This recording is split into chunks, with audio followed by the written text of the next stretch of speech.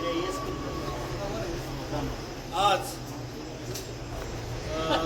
इंस्टाग्रामवर श्रेयस कुलकर्णी नावाच्या एका मातेबिरूनं कवडेवाडी या गावामध्ये परमपूज्य महामानव डॉक्टर बाबासाहेब आंबेडकर यांच्या बाबतीत अतिशय हीन पातळीची कमेंट केलेली आहे।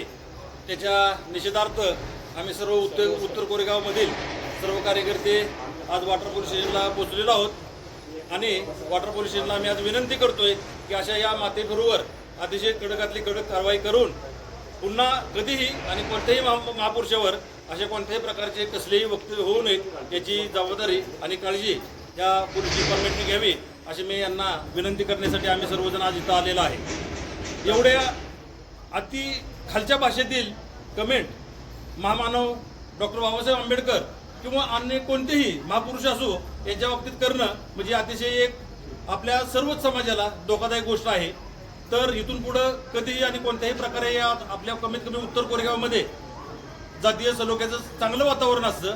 अशा चांगल्या वातावरणामध्ये कोणत्याही व्यक्तीनं कोणत्याही जाती धर्मातील कार्यकर्त्यांनी महापुरुषांच्या विषयी अपशब्द वापरून खराब पोस्ट करून जातीय सलोखा बिघडवू नये अशी विनंती आज करण्यासाठी आपण सर्वजण साहेबांना भेटण्यासाठी आलेलो आहोत आणि त्यांना आपण आज निवेदनाद्वारे त्याच्यावर कडक कारवाई करावी अशी त्यांना विनंती करणार आहोत।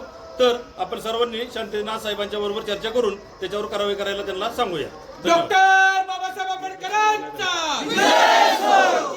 संविधानाचा छत्रपती शिवाजी महाराजांचा महात्मा ज्योतिबा फुल्यांचा साहित्यरत्न लोकशाही नानाभाऊ साठ्यांचा क्रांतिगुरू वीर लहुजी वस्तादांचा आहे आपल्या वॉटर पोल्युशनच्या हद्दीमध्ये त्यानंतर आपण निषेध करतोयच, पण भविष्यामध्ये अशी घटना घडू नये त्यासाठी पोलिसांनी योग्य ती खबरदारी घेतली पाहिजे। समाजातले जे विरोधा गट आहेत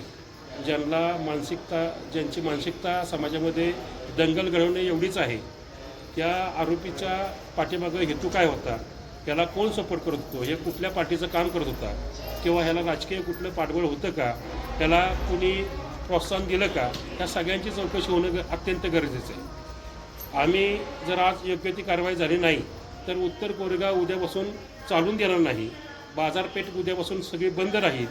त्या पोलिसांनी योग्य ती कारवाई जर त्याच्यावर केली नाही तर येणाऱ्या परिणामाला पोलीस प्रशासन सगळी कारणीभूत ठरतील। कारण समाजामध्ये कसं होतं आहे, आम्ही जर लोकसंख्येनं कमी जरी असलो तरी विचारांना आम्ही प्रबळ आहोत, विचार आमचा बाबासाहेबांचा आहे आणि तो विचार जर पोचवायचा असेल तर असल्या जे बांडगुळ प्रवृत्तीची माणसं आहेत त्यांना ठेचून काढणं वेळेवर गरजेचं आहे आणि ह्यांच्या पाठीमागं जी पिळावळ आहे त्यांनाही ठेचून काढणं गरजेचं आहे। आत्ता जसं नरदे साहेबांनी सांगितलं की आम्हाला हजारोच्या संख्येने इथं उपस्थित राहावं लागेल आणि आंदोलन करावं लागेल।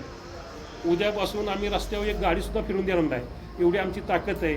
आमच्यावर किती जरी गुन्हे दाखल झाले, आमच्यावर किती जरी तुम्ही अत्याचार अन्याय केला तरी आम्ही बाबासाहेबांची लेकरं आहोत। आम्हाला गुन्हे दाखल होणे, आमच्यावर अन्याय आम्ही कधीही सहन करणार नाही। कारण बाबासाहेबांचं एक वाक्य आहे, तुम्ही गुलाम म्हणून जगू नका, तुम्ही मालक म्हणून जगा। ह्या देशाचे आम्ही मालक आहोत आणि जर आमच्या बापानंच सांगितलं आहे की आम्ही ह्या देशाचे रहिवासी आहोत, आमचा हक्क जसा तुमचा तेवढाच आहे तेवढा आमचा हक्क आहे।